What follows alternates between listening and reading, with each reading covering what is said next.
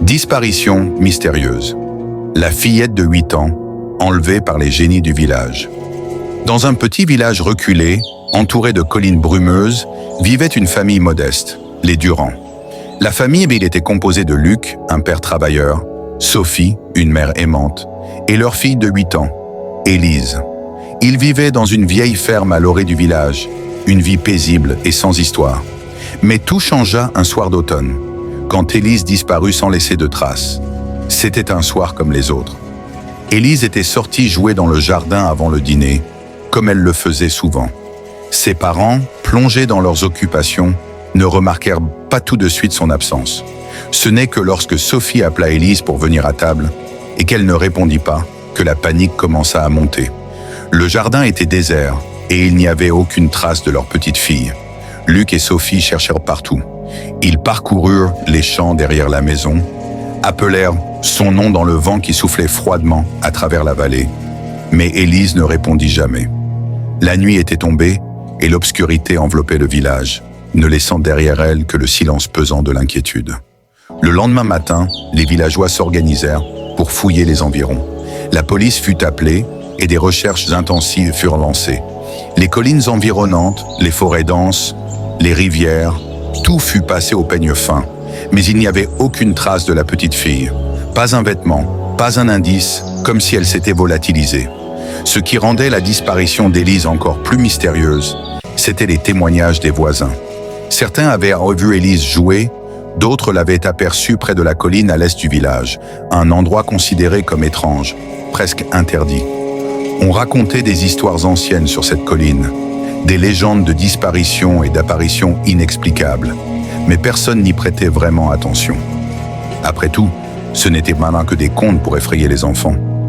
Mais dans les jours qui suivirent la disparition, des phénomènes étranges commencèrent à se manifester. Des villageois rapportèrent avoir entendu la voix d'Élise, chuchotant dans la nuit, appelant depuis la direction de la colline. D'autres affirmèrent avoir vu une silhouette d'enfant errer dans les bois. Mais chaque fois qu'ils tentèrent de s'approcher, elle disparaissait dans la brume. Luc, désespéré, refusait de croire que sa fille avait simplement disparu sans explication. Un soir, il décida de se rendre seul sur la colline, malgré les avertissements des anciens du village. Il gravissait la pente escarpée sous une pleine lune glacée, déterminé à trouver des réponses. Mais ce qu'il trouva là-haut défia toute logique. Au sommet de la colline, Luc découvrit une clairière entourée de vieux arbres tordus, dont les branches semblaient se pencher vers lui comme pour chuchoter un secret. Au centre de la clairière, une vieille pierre couverte de symboles oubliés. C'est là, devant cette pierre, que Luc crut voir Élise. Elle se tenait debout, de dos, son corps baigné dans une lumière douce, presque irréelle. « Élise » murmura-t-il, la gorge nouée. La petite fille ne répondit pas. Elle se tourna lentement vers lui, et Luc sentit son cœur se figer dans sa poitrine. Ce n'était pas vraiment sa fille. Le visage d'Élise était le sien, mais ses yeux étaient vides, comme si quelque chose d'autre habitait son corps. « Papa » dit-elle doucement, d'une voix qui résonnait étrangement, comme si elle venait d'un autre monde. « Je suis perdu. » Luc s'approcha, mais à chaque pas, la silhouette d'Élise s'éloignait un peu plus, se fondant dans la brume qui s'épaississait autour de lui. Bientôt, elle disparut complètement, laissant Luc seul dans l'obscurité. Lorsqu'il revint au village, Luc était changé. Il tenta d'expliquer ce qu'il avait vu, mais personne ne le crut vraiment. La police, incapable de résoudre l'affaire, finit par classer la disparition comme un cas non résolu. Sophie, anéantie par le chagrin, sombra dans une profonde dépression. Les années passèrent, mais Luc ne cessa jamais de croire qu'Élise était quelque part, piégée dans une autre dimension, dans cette clairière étrange au sommet de la colline. Il monta des dizaines de fois là-haut, mais jamais il ne retrouva la vision de sa fille. Et puis une nuit, Luc disparut à son tour.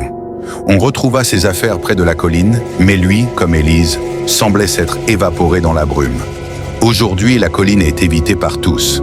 Les enfants du village ne s'en approchent jamais, et les anciens continuent de raconter des histoires de disparition, de voix entendues dans le vent et de lumières étranges qui brillent parfois au sommet. Et chaque fois que la brume tombe sur le village, certains disent encore entendre des chuchotements, comme si quelqu'un cherchait à rentrer chez lui, perdu entre deux mondes.